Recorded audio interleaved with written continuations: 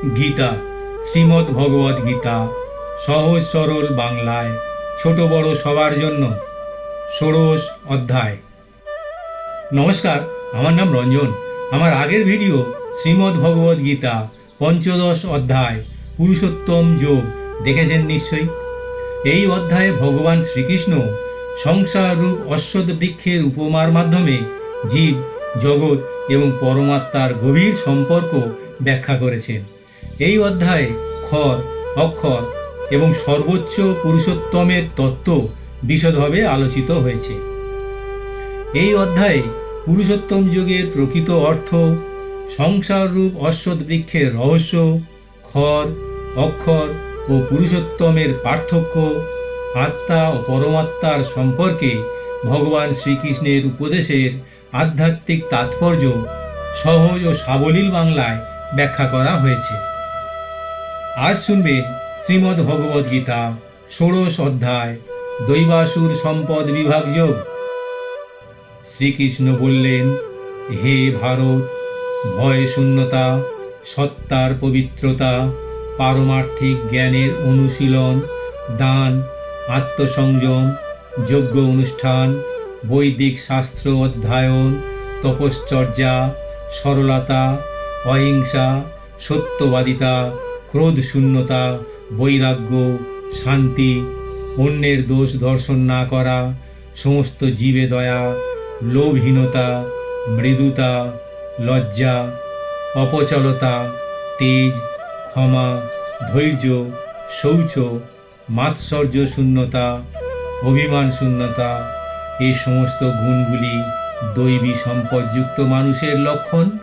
হে পার্থ, দম্ভ, দর্প, অহংকার, ক্রোধ, রূঢ়তা ও অবিবেক, এই সমস্ত সম্পদ আসরিক ভাবাপন্ন ব্যক্তির লক্ষণ। দৈবী সম্পদ সংসার বন্ধন হতে মুক্তির কারণ এবং আসুরী সম্পদ সংসার বন্ধনের কারণ। হে পাণ্ডব, তুমি দৈব সম্পদ অভিমুখে জন্মগ্রহণ করেছ, অতএব শোক করো না। হে পার্থ, এই জগতের দেব প্রকৃতি ও অসুর প্রকৃতি, এই দুই প্রকার প্রাণীর সৃষ্টি হয়। দৈবী প্রকৃতির বর্ণনা বিস্তারিতভাবে করেছি, এখন আমার থেকে অসুর প্রকৃতি সম্বন্ধে শ্রবণ করো। আসুরী স্বভাব সম্পন্ন ব্যক্তিগণ প্রবৃত্তি এবং নিবৃত্তি এই দুটি বিষয় জানে না। তাদের মধ্যে সুচিতা, সদাচার ও সত্যপরায়ণতার কিছুই নাই। অসুর প্রকৃতির ব্যক্তিরা বলে যে এই জগৎ মিথ্যা, অবলম্বনহীন ও ঈশ্বর শূন্য।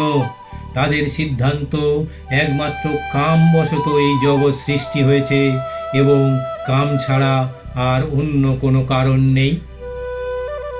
এই প্রকার সিদ্ধান্ত অবলম্বন করে বিকৃত স্বভাব, জ্ঞানহীন, উগ্র কর্মা ও অনিষ্টকারী অসুর প্রকৃতির ব্যক্তিরা জগৎ ধ্বংসকারী কার্যে প্রভাব বিস্তার করে। অসুর প্রকৃতির ব্যক্তিরা যা কখনো পূর্ণ হওয়ার নয়, সেই কামনার আশ্রয় গ্রহণ করে দম্ভ, অহংভাব ও গর্বে মত্ত হয়ে অশুদ্ধ সিদ্ধান্ত গ্রহণ করে ভ্রষ্টাচারে প্রবৃত্ত হয়ে সংসারে বিচরণ করে। তারা অপরিমেয় দুশ্চিন্তার আশ্রয় গ্রহণ করে মৃত্যুকাল পর্যন্ত ইন্দ্রিয় সুখ ভোগকে জীবনের চরম উদ্দেশ্য বলে মনে করে থাকে। এরূপ আশার শত সহস্র বন্ধনে আবদ্ধ মানুষ কাম ক্রোধ পরায়ণ হয়ে কাম উপভোগের জন্য অসৎ উপায়ে ধন সম্পদ সঞ্চয় করার চেষ্টা করতে থাকে। তারা এরূপ মনোবাসনা পোষণ করে যে এত সব বস্তু আজ আমি পেলাম এবং এবার এই ঈপ্সিত বস্তুগুলো পেয়ে যাব। এত ধন তো আমার কাছে আছে, পরে আরও ধন লাভ হবে। এই দুর্জয় শত্রুকেই আমি নাশ করছি, এইবার অন্যান্যদেরও নাশ করব। আমি সব কিছু করতে সক্ষম, আমি বহু প্রকারের সুখ আরামের ভোগকারী, আমি সিদ্ধ, আমি অত্যন্ত বলবান এবং সুখী। আমি ধনী, আমি কুলীন, আমার সমকক্ষ কে আছে? আমি যজ্ঞ করব, প্রার্থীকে দান করব এবং মজা করব, এরূপ অজ্ঞানে সে মহাচ্ছন্ন থাকে। এরূপ অজ্ঞান বিমোহিত, নানা চিন্তায় বিভ্রান্ত চিত্ত, মোহজাল আচ্ছন্ন ও বিষয় ভোগে অতীব আসক্ত হয়ে এরা ভয়ঙ্কর নরকে পতিত হয়। নিজেই নিজেকে শ্রেষ্ঠ মনে করে সেই অহংকারী ব্যক্তি, ধন ও মানের গর্বে গর্বান্বিত সেই ব্যক্তিগণ দম্ভ সহকারে অবধিপূর্বক নামমাত্র যাগযজ্ঞ করে থাকে। তারা অহংকার, বল, দর্প, কাম ও ক্রোধকে আশ্রয় করে নিজের ও অপরের দেহে অবস্থিত পরমেশ্বর স্বরূপ আমাকে দেশ করে এবং আমার ও অপরের গুণাবলীকে দোষারোপ করে। সেই বিদ্বেষী, ক্রূর ও নরাধম এবং অতি নীচ অপবিত্র মানুষদের আমি বারংবার আসুরি যোনিতে নিক্ষেপ করি। হে কুন্তিনন্দন, এই মূঢ় ব্যক্তিগণ আমাকে প্রাপ্তি না করে জন্ম জন্মান্তরে আসুরি যোনি প্রাপ্ত হয় এবং ক্রমে তা থেকেও অত্যন্ত নিম্ন গতি প্রাপ্ত হয়, অর্থাৎ ঘোর নরকে পতিত হয়।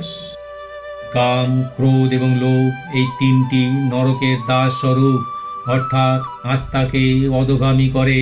সুতরাং এই তিনটিকে ত্যাগ করা উচিত। হে অর্জুন, এই তিন নরকের দ্বার হতে মুক্ত ব্যক্তি নিজ কল্যাণ সাধনে সমর্থ হন, তার ফলে তিনিই পরম গতি প্রাপ্ত হন। যে ব্যক্তি শাস্ত্রবিধি ত্যাগ করে স্বেচ্ছাচারী হয়ে খুশিমতো আচরণ করে, সে সিদ্ধিও লাভ করে না, সুখও পায় না এবং পরম গতি বা মোক্ষ লাভ করে না। অতএব তোমার জন্য কর্তব্য অকর্তব্য নিরূপণে শাস্ত্রই প্রমাণ। তাই তুমি শাস্ত্রবিধি সম্মতভাবে নিয়মিত কর্তব্য কর্ম করতে সচেষ্ট হও, অর্থাৎ শাস্ত্রবিধি অনুসারে তোমার কর্ম করা উচিত। ইতি দৈবাসুর সম্পদ বিভাগ যোগ নামক ১৬ অধ্যায় সমাপ্ত। লাইক ও সাবস্ক্রাইব করে দেবেন প্লিজ, তাহলে গীতার পরবর্তী অধ্যায়গুলো একের পর এক চলে আসবে আপনার কাছে। ঈশ্বরের অস্তিত্বে বিশ্বাসের পক্ষ থেকে সবাইকে জানাই আন্তরিক নমস্কার।